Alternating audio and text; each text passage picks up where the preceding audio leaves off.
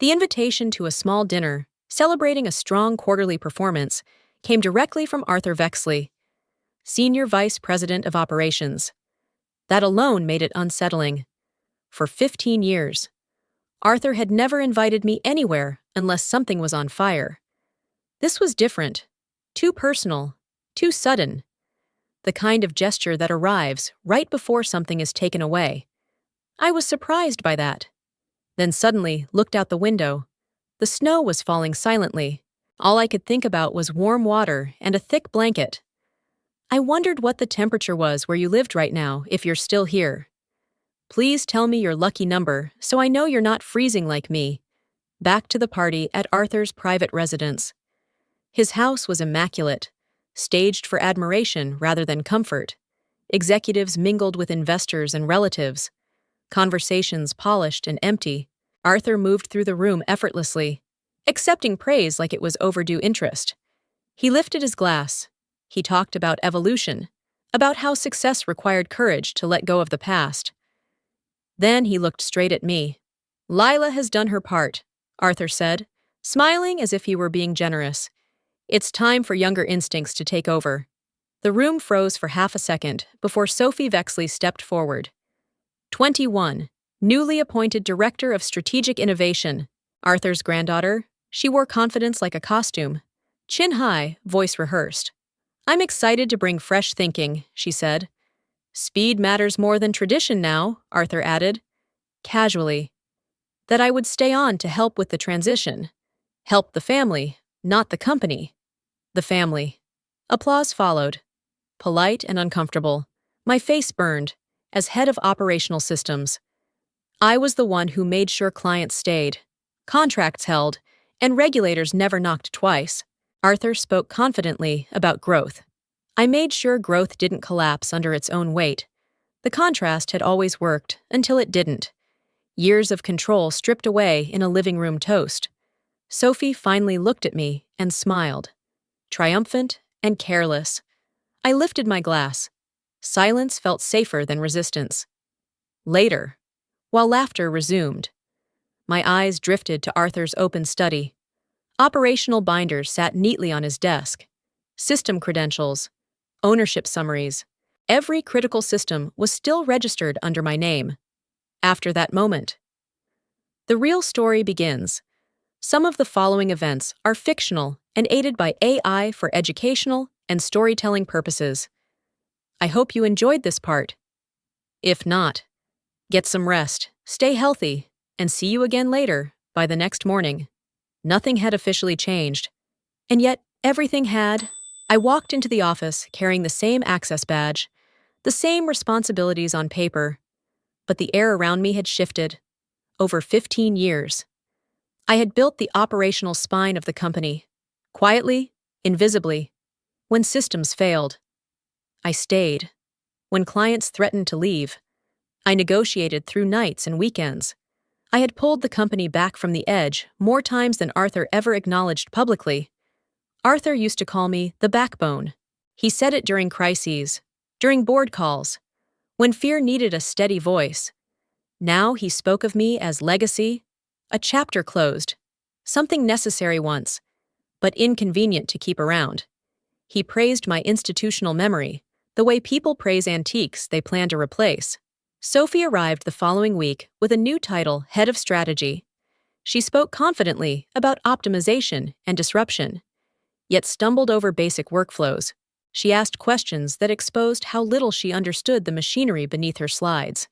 I answered calmly, then stopped volunteering context. Experience, I learned, was no longer valued unless it came with youth. Arthur reinforced the shift in small, deliberate ways. Meetings moved without me. Decisions were summarized instead of discussed. My name disappeared from update threads I had created. Each omission felt intentional, surgical. That night, I reviewed old agreements at home, driven by a pressure I couldn't name. Buried beneath revisions and amendments was a clause I had never needed before. Silence became my strategy. I stopped fixing things before they broke. For years, I had quietly intercepted mistakes before anyone noticed, rewriting queries, correcting assumptions, smoothing decisions that would have embarrassed leadership after the party. I let the process run as designed. Sophie wanted autonomy. I gave her exactly that. Her first initiatives sounded impressive in meetings. New approval layers, compressed timelines, outsourced reviews. None of them were catastrophic, just inefficient enough to leave scratches. Reports arrived late. A vendor invoice duplicated itself. A client dashboard refreshed with mismatched data. Small failures, frequent enough to irritate, but never enough to trigger panic. Arthur blamed the legacy systems. He said it openly, often within earshot of staff. "This is what happens when you rely on outdated infrastructure," he told one manager. Glancing toward my office, I said nothing. Correcting him would have required explaining how those systems actually worked, and explanation was no longer my role. Sophie grew sharper in tone as the friction increased. She pushed harder, demanded faster turnarounds, mistook resistance for incompetence. When she asked why something hadn't been caught sooner, I answered carefully. That process was changed. It was always true. She never asked who had changed it. Meetings continued without me. I received summaries instead of agendas. Arthur presented decisions as conclusions rather than discussions. Each exclusion confirmed what I already understood. They believed control came from authority, not comprehension. I waited, late one evening, while reviewing a chain of rushed approvals. I noticed Arthur's signature on a restructuring directive. It reassigned operational override rights, consolidating them under Sophie's title, efficient on paper, invalid in practice. The clause was clear. Any transfer of final operational authority required my written consent. Arthur hadn't asked. He hadn't checked. For the first time since the party. I smiled. I didn't act yet. Control wasn't about speed. It was about timing, pressure, and letting confidence overextend itself until a single signature could collapse an entire narrative without raising my voice. And I was patient enough to let that moment arrive on its own terms, while they assumed nothing was wrong yet. When the calls started coming in, they bypassed Sophie entirely, not because anyone instructed them to, but because habits form around reliability, not titles. The first voicemail came from a procurement director who never wasted words. "We're seeing inconsistencies," he said. "I need to speak to Lila." By noon, 2 more followed. Same pattern, different industries, same decision. They didn't ask for the head of strategy. They asked for the person who had kept their system stable for years. I returned each call calmly, asked careful questions, and documented everything. I didn't fix the issues. I didn't escalate them either. I simply listened. Arthur noticed before Sophie did. He appeared at my desk that afternoon. Voice lowered, smile tight. "Can you smooth this out?" he asked. "Just temporarily. We can't afford noise right now." He said it like a favor, not a request. I met his eyes and nodded once. "I'll respond in writing." My email was brief and precise, professional, neutral. I acknowledged receipt, outlined known variables, and requested clarification on authority. I copied Arthur. I also copied legal. The silence that followed was immediate and loud. Sophie stormed past my office an hour later, heels sharp against the floor. She didn't stop. Arthur returned instead, irritation barely disguised. "You didn't need to involve counsel," he said. "This is internal," I replied evenly. "The client asked for confirmation. That's not internal." The tension settled into the walls. Conversations stopped when I entered rooms. Decisions stalled. Waiting for answers no one wanted to give. Late that evening, a message arrived from one of our longest-standing clients. Short. Direct. "Before we proceed," it read, "please confirm who currently holds final operational control." I leaned back and reread it twice. They weren't asking about Sophie. They weren't asking about Arthur. They were asking about control, the kind that doesn't come with applause or announcements. I forwarded the message to Arthur, copied legal, and closed my laptop. For the first time since the party, the pressure shifted. They had wanted quiet. Now they had questions. And questions. once asked, rarely stay contained. If you agree with my approach of remaining silent, not interfering hastily, and insisting on transparent, legally binding written confirmation, please leave a number in the comments your opinion deserves acknowledgement. I went home that night with the kind of focus that only comes after being underestimated. Years of contracts sat in labeled folders, both digital and physical.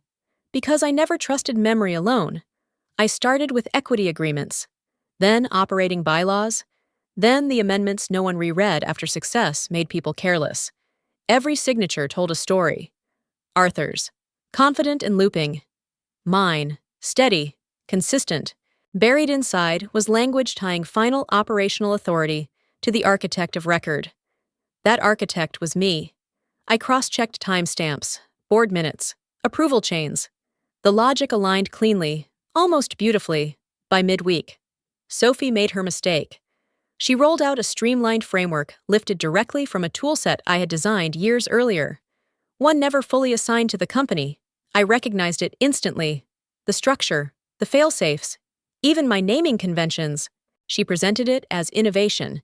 It was reuse without permission. I forwarded the deck to my attorney with a single line, "Please confirm ownership exposure." Her reply came an hour later. "You retain control. They don't realize it yet." That was enough. We reviewed patent filings, IP clauses, and licensing gaps. The conclusion was blunt. I had the right to restrict strategic access immediately, without warning. If misuse occurred, no vote required, no appeal. Arthur called that afternoon. Voice strained but polite. "We're getting pushback," he said. "Legal questions. Clients asking who approves what." I answered calmly. "That's reasonable." He lowered his voice. "You're not trying to shut us down, are you?" I paused just long enough. "I'm trying to protect what I built." The silence on the line stretched. When he spoke again, confidence was gone. "We need to talk." That was the moment I heard it. Not anger, not authority, panic. He had finally realized the documents he dismissed as history were still active, still enforceable, still mine. And for the first time, the room he thought he controlled was closing around him instead. Control had shifted quietly, methodically, the way systems always do, and he was only now noticing the weight of rules he ignored for years without consequence before. The decision didn't arrive with drama. It arrived with authorization. I initiated the override early the next morning. Before meetings, before explanations. One secure login, 2 confirmations, and the system recognized what it had always recognized: my authority. Voting rights activated. Strategic veto enabled. Nothing visible broke, but everything stopped moving. Sophie discovered it first. Her rollout stalled. Dashboards frozen in review mode. Approvals looping back to origin. She sent messages marked urgent, then frustrated, then silent. Her plans weren't rejected. They were simply suspended, waiting for a signature she didn't possess. Arthur tried to intervene. He called, then walked into my office, posture rigid, voice carefully controlled. "We need to reverse this," he said. "You're overstepping." I met his gaze. "I'm operating within the framework you signed." He argued process. I cited clauses. He raised his voice. I lowered mine. Control doesn't require volume. It requires documentation. By noon, emails stacked up from department heads asking who could approve next steps. I answered each one the same way, pending board alignment. Clear, accurate, uncomfortable. Arthur's authority evaporated quietly. Decisions he used to make in passing now required consensus he didn't have. Sophie sat through meetings, unable to move anything forward, exposed without her slides. The confidence she wore so easily had nowhere to hide. That afternoon, a notification appeared on my calendar. Emergency board session, mandatory attendance. Arthur hadn't requested it. He couldn't. The request came from governance, triggered automatically when veto thresholds were reached, a safeguard I'd designed years ago, assuming we'd never need it. I closed my laptop and allowed myself one controlled breath. This wasn't chaos. It was containment. Every step documented, every consequence earned. They had mistaken silence for surrender. What they were about to learn was that silence, when paired with authority, doesn't explode wildly. It tightens, and then it locks. The system did exactly what it was built to do. Without apology today, Arthur didn't wait for the board meeting. The morning after the override, legal threats arrived disguised as concern. He called me into his office, closed the door, and slid a document across the desk. "Sign this," he said. "Non-disclosure, temporary. We'll sort everything out." I didn't touch it. "You're asking me to erase myself," I replied. His voice hardened. "You're sabotaging the company. If this goes public, I'll sue by lunch." The rumors started. I heard them in fragments, hallway pauses, lowered voices. I was unstable. I was emotional. I was deliberately blocking progress. Arthur made sure the story traveled faster than facts. I answered the only way I ever had, with records. I compiled timelines showing when approvals changed, who signed them, and what failed afterward. I attached financial exposure estimates, client risk summaries, and compliance flags tied directly to Sophie's initiatives. No commentary, just data. I sent the packet to legal, governance, and 3 investors Arthur trusted most. Arthur stormed into my office that afternoon. "You went behind my back," he said. "I went through the structure," I answered. "That's the difference." He leaned closer. "You think numbers make you untouchable?" "They make me accurate," I said. The shift happened quietly. An email from Meridian Capital arrived an hour later. Short, direct. "We've reviewed the documentation. We support Lila's position and request all decisions remain frozen until the board session." Arthur read it twice, his face drained of color. Meridian held 18%. Enough to matter. Enough to stop him, for the first time. He said nothing. I watched him retreat, authority leaking with every step. The narrative he built collapsed under timestamps and signatures. He had tried intimidation. I answered with proof. And somewhere between threat and silence, the balance of power tilted permanently away from him. The confrontation was no longer personal. It was procedural, documented, and irreversible. And Arthur finally understood that authority without structure collapses the moment someone insists on reading what was signed carefully. If you agree with how I refused to sign the NDA, didn't bow to threats, and let the facts and records speak for themselves. Comment the number 2. I genuinely want to know if anyone is standing with me. The boardroom felt different the moment Sophie began speaking. Not hostile, just attentive in a way that doesn't forgive confusion. She launched into her presentation with the same confidence she wore every morning, slides full of ambition and borrowed language, but questions arrived faster than she could deflect them. A director asked about operational risk. Sophie answered with vision. Another asked about client impact. She referenced future tooling. Someone asked who had approved the dependency changes. She paused. The silence stretched long enough to reveal the gap between authority and understanding. I sat quietly, hands folded, watching the pattern repeat. Each idea unraveled the moment it touched reality. Cost-saving initiatives ignored contractual penalties. Automation proposals violated compliance thresholds. Timelines contradicted signed vendor agreements. The board didn't interrupt. They let her keep talking. Arthur finally stepped in, trying to reframe. "These are growing pains," he said. "Innovation isn't linear." His voice lacked conviction. He looked at Sophie like a man hoping confidence might transfer through proximity. It didn't. The failures stacked quickly. A pilot program delayed after integration conflicts. A rebranding push halted over trademark exposure. A data migration flagged for audit risk. None of it was dramatic. That was the problem. It was consistent. One board member leaned forward.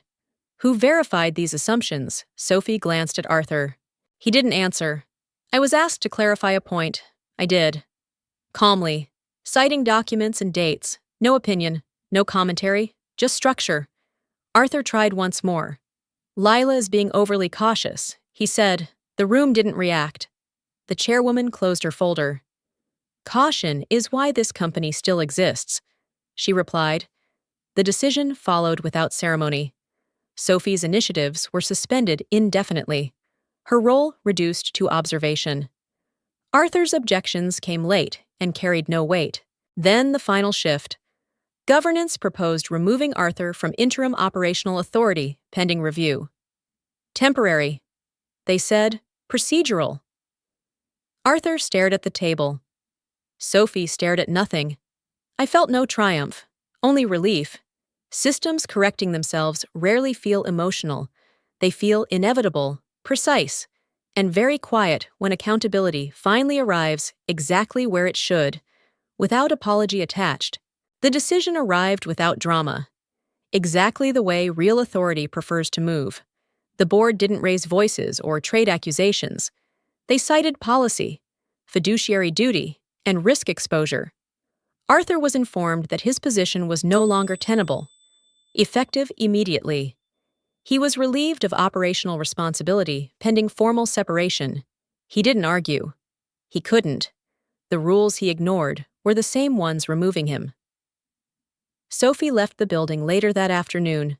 No announcement, no farewell email. She walked past desks that once smiled at her confidence and now avoided her eyes.